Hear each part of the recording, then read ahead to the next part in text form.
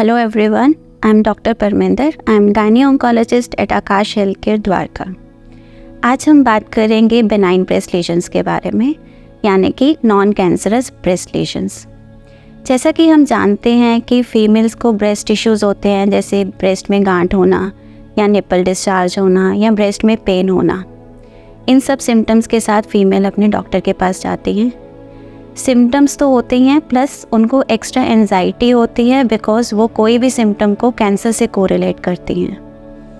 हालांकि 60 to 80% of females with these issues they land up in non cancerous breast lesions. इस issue पे बात करना बहुत ज़रूरी है कि नॉन कैंसरस ब्रेस्ट लीजन्स क्या होती हैं एंड उनके सिम्टम्स क्या होते हैं। So most common benign breast lesion होती है फाइब्रोएडिनोमा, जो कि 15 to 35 years of age group में होती है एंड ये because of hormonal changes develop होता है। इस केस में फ़ीमेल हमारे पास ब्रेस्ट लम्प के सिम्टम के साथ आती है और हम उसमें अल्ट्रासाउंड करा के उसकी जांच करते हैं।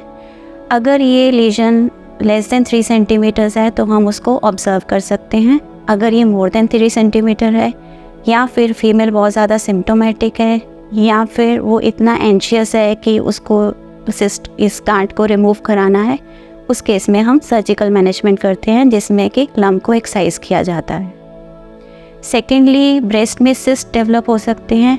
सिस्ट एक फ्लूइड फिल्ड कैविटी होती है जिसमें पानी भर जाता है और एक गांठ बन जाती है।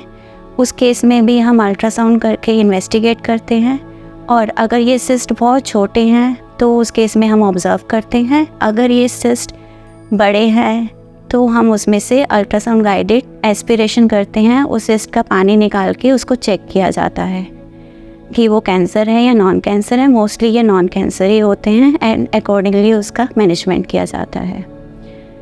थर्डली, गैलेक्टोसील हो सकता है। गैलेक्टोसील में क्या होता है कि ड्यूरिंग लैक्टेशन पीरियड होता है, जब माँ अपने बच्चे को दूध पिला रही होती है, उस टाइम पे डक्ट ब्लॉक हो जाती है और अंदर दूध इकट्ठा हो जाता है जिसके कारण गांठ बन जाती है।